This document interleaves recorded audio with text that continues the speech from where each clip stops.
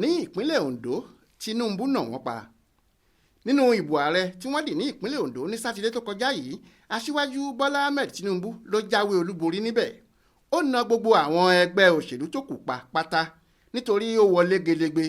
Kò tún sí ẹni tó ní ìdajì ìbò tó ní nínú àwọn alátakò rẹ̀, ó jù wọ́n lọ tèfètèfè ni.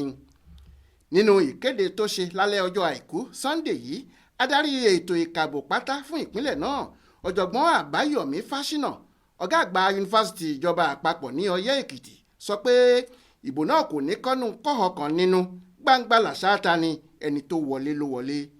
Nínú ìbò tí wọ́n dì náà, 400,000 ó dín díẹ̀ 369,924 ní ìbò tí Tinubu mú lọ́hùn-ún.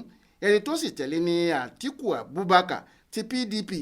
Ìbò tó mú níbẹ̀ kò sì ju 1,195 115,463 lọ. Ìbò tí Peter Obi ti ẹgbẹ́ Labour mú l'Ondo yìí kò tó 1,50 nítorí 47,350 ni. Ohun tó sọ APC di bàbá rèé. Ìbò tí Tinubu sì fi na àwọn alátakò rẹ̀ l'Ondo pa nìyẹn. Bí ẹ kò bá gbàgbé, gómìnà Rotimi Akeredolu ti sọ láìmọye ìgbà pé Tinubu làwọn ará ìpínlẹ̀ Ondo yóò dìbò wọn fún nítorí APC làwọn lójú méjèèjì, àti pé àwọn ẹgbẹ́ òṣèlú tó kù tí wọ́n ń ṣe fìlàfìlà káàkiri ìpínlẹ̀ àwọn ń nájú lásán ni.